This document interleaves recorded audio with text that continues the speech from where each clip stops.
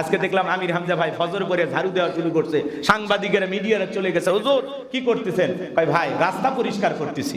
মুফতি আমির হামজা রাস্তা ঝাড়ু দিতেছে, সেখানেও ক্যামেরা চলে গেছে। এই যে ভালো কাজ করতেছেন সমাজে।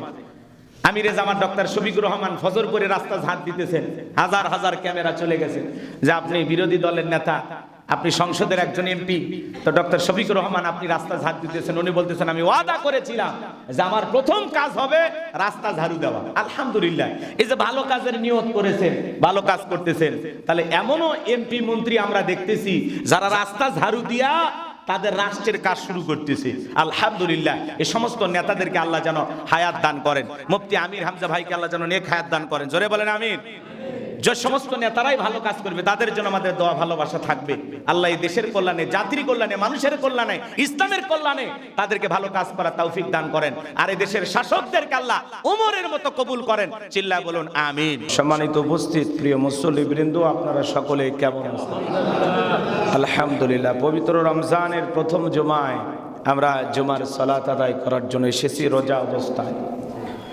আমাদের দেশে নির্বাচন হয়ে গেল। নির্বাচনের পরে যিনি সরকার হয়েছেন জনাব তারেক রহমান, তিনি এই রমজান মাসের প্রথম জুমা পেলেন। আলহামদুলিল্লাহ, আমরা যতটুকু জানতে পেরেছি, যতটুকু শুনতে পেরেছি, দেখেন বাংলাদেশে আল্লাহর দয়ায় কতটা পরিবর্তন এসেছে। আলহামদুলিল্লাহ, এতদিন আমরা দেখেছিলাম নেতা যেখানে বসে তার মাথার উপরে ছবি থাকে। বিভিন্ন নেতার তার পূর্বের বাপ দাদা আত্মীয় স্বজনের ছবি ঝুলানো থাকে। আলহামদুলিল্লাহ, আমরা যমুনায় দেখেছি জনাব তারেক রহমান আমাদের দেশের প্রধানমন্ত্রী, উনি যেখানে বসেছেন, উনি ওনার চেয়ারে বসার পরে ওনার মাথার উপরে দেখলাম কোনো ছবি ঝুলানো নাই, সেখানে লেখা আছে লা ইলাহা ইল্লাল্লাহু মুহাম্মাদুর রাসূলুল্লাহ সাল্লাল্লাহু আলাইহি ওয়াসাল্লাম। কালেমা ঝুলানো আছে তার মাথার উপরে।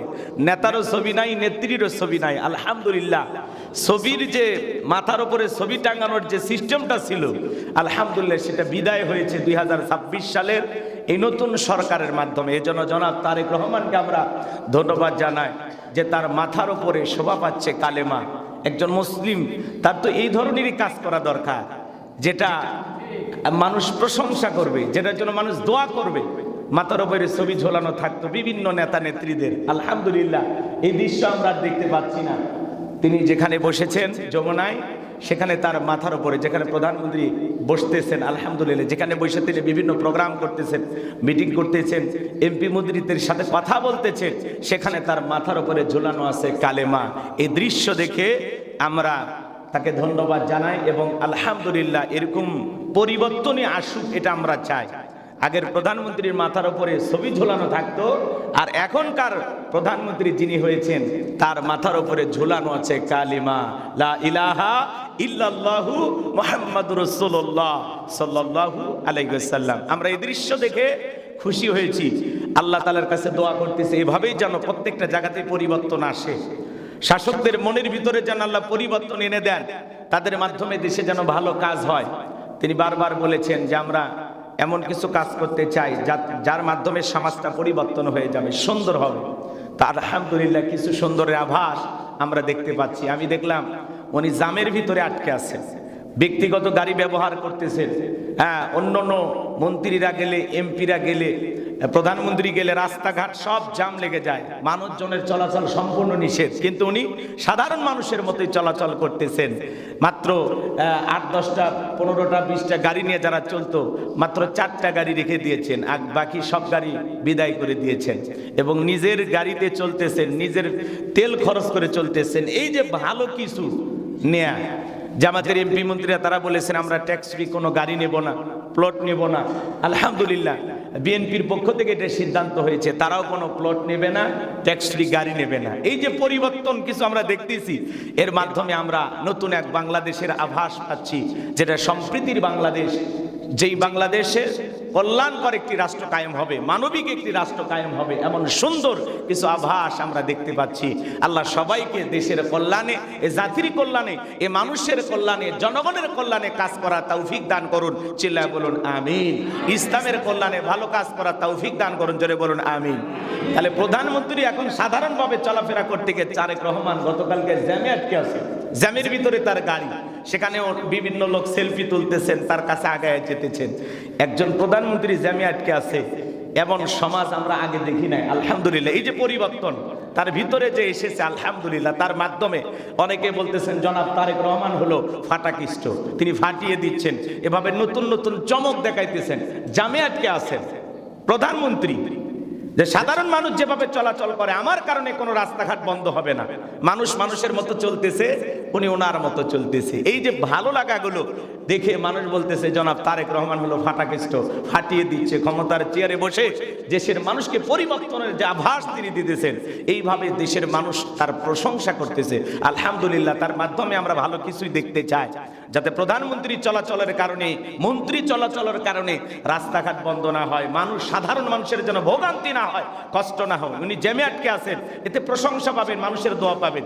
কিন্তু ওনার কারণে যদি জনগণ জ্যামে আটকে থাকে, অসুস্থ মানুষ যদি জ্যামে আটকে থাকে, তখন মানুষ ওই প্রধানমন্ত্রীর জন্য দোয়া না করে বদদোয়া করবে। এই জন্য এইভাবে যদি আপনি চলতে পারেন, যা শুরু করেছেন, যা দেখিয়ে দিচ্ছেন, এভাবে যদি জনাব তারেক রহমান আগামী 5 বছরে দেশের মানুষের সাথে এই আচরণ, এই ভালো চিন্তা ভাবনা তার ভিতরে থাকে, অবশ্যই দেশের মানুষ তার জন্য দোয়া করবে। তার পিতামাতা যেরকম দেশের মানুষের দোয়া পেয়েছেন, জনাব তারেক রহমানও এইভাবে ভালো কাজ করলে দেশের মানুষের দোয়া পাবে। কথা বলেন ঠিক কিনা? সম্মানিত হাজিরিন, তাহলে এটা পবিত্র রমজান মাসের প্রথম জুমা। আল্লাহ রাব্বুল আলামিন আমাদের সবাইকে জুমার সালাত আদায় করার জন্য তার ঘরে আসার তৌফিক দিয়েছেন। এজন্য জোরে সোরে একবার বলুন আলহামদুলিল্লাহ। আল্লাহ রাব্বুল আলামিন এই পবিত্র রমজান মাস আমাদেরকে দিয়েছেন। আমার আল্লাহ রাব্বুল আলামিন বলেন, ইয়া আইয়ুহাল্লাযীনা আমানু কুতিবা আলাইকুমুস সিয়ামু কামা কুতিবা আলাল্লাযীনা মিন ক্বাবলিকুম লাআল্লাকুম তাত্তাকুন। আমার আল্লাহ রাব্বুল আলামিন বলেন, হে ঈমানদারগণ, আমি আল্লাহ রাব্বুল আলামিন তোমাদের জন্য সিয়ামকে, রোজাকে ফরজ করে দিয়েছি। তোমাদের পূর্ববর্তী যারা এই পৃথিবীর জমিনে নবী রাসূল উম্মতদের আগমন ঘটেছিল, তাদের উপরে আমি আল্লাহ রাব্বুল আলামিন সিয়ামকে ফরজ করে দিয়েছিলাম। রোজা শুধু আমাদের উপরে আল্লাহ ফরজ করে দেন নাই, এই পৃথিবীর জমিনে যত নবী রাসূল উম্মতের আগমন ঘটেছে, তাদের উপরে আল্লাহ রাব্বুল আলামিন সিয়ামকে, রমাদানকে ফরজ করে দিয়েছিলেন, রোজাকে আল্লাহ রাব্বুল আলামিন ফরজ করে দিয়েছিলেন। আমাদের জন্য আল্লাহ রাব্বুল আলামিন রোজাকে ফরজ করে দিয়েছেন।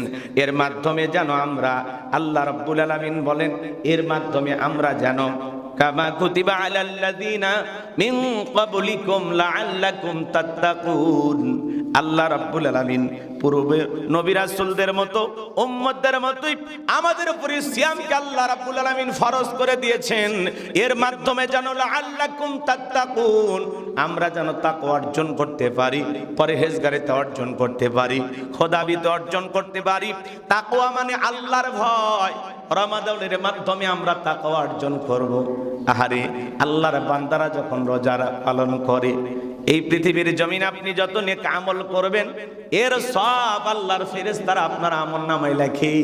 আর আমার আল্লাহ রাব্বুল আলামিন বলেন, ও ফেরেশতারা, আমার বান্দা রোজা রাখে, এই সবটা তোমরা লিখবা না। আমার বান্দা আমার জন্য রোজা রেখেছে। যে বান্দা চাইলে দিনের বেলা খাবার খাইতে পারত, ঘরের দরজা লাগায় বান্দা খাবার খাইতে পারত, গোসলখানায় গিয়ে বান্দা যদি 2-1 গ্লাস পানি খাইতো, কেউ টের পাইতো না। বান্দা পুকুরে ডুব দিয়া, নদীতে ডুব দিয়া পানি খাইলে কেউ দেখতে পারতো না। কিন্তু আমার বান্দা দিনের বেলায় মানুষকে দেখানোর জন্য নয়, মানুষকে খুশি করার জন্য নয়, সুবে সাদিক থেকে সূর্যাস্তগামী পর্যন্ত লম্বা সময়, ঘন্টার পর ঘন্টা যে বান্দা না খেয়ে, হালাল স্ত্রী থাকার পরে মিলিত না হয়ে, যে বান্দা আমার জন্য সিয়াম পালন করলো, যে বান্দা আমার হুকুম রোজাটাকে পালন করলো, এই রোজার সব তোমরা দিবা না, রোজাদারের সব আমি আল্লাহ নিজেই দেব। বলুন সুবহানাল্লাহ। রোজার পুরস্কার, রোজার সওয়াব আল্লাহ তাআলা নিজে দিবেন। সুবহানাল্লাহ বলেন। যত আমল আপনি করবেন 1 থেকে 700 গুণ সওয়াব বৃদ্ধি করা হয়। কিন্তু রমজানে রোজাদার বান্দা আল্লাহ তাআলার সন্তুষ্টি অর্জনের আশায়, আল্লাহকে রাজি খুশি করার জন্য সে সিয়াম, যে রোজা আপনি পালন করলেন, সারাদিন পানাহার থেকে বিরত থাকলেন, যৌন কামনা বাসনা থেকে বিরত থাকলেন, আপনি যে আল্লাহকে রাজি খুশি করার জন্য এই যে সিয়াম, সারাটা দিন না খেয়ে থাকলেন, চোখের সামনে ইফতারি খাবার নাড়াচাড়া করেন, তারপরে 2-1 মিনিট আগেও খান না, খাইলে ফেরেশতারা এসে থাপ্পড়ও মারবে না যে 5 মিনিট আগে কেন খাইলি। ঠিক যে সময় 6টা 1 মিনিটে ইফতার, 6টা 2 মিনিটে ইফতার, ঠিক 6টা 2 মিনিটে আমরা ইফতার করতেছি, 6টা 1 মিনিটে আমরা ইফতার করতেছি। কখন আমরা 6টাতে ইফতার করতেছি না, আবার 5টা 58 মিনিটে ইফতার করতেছি না, কেন? এর নামই হলো তাকওয়া। আপনি যে খাইতেছেন না, কার ভয়ে খান না? জোরে বলেন, কার ভয়ে খান না? আল্লাহর ভয়ে খান না। এর নামই হলো তাকওয়া।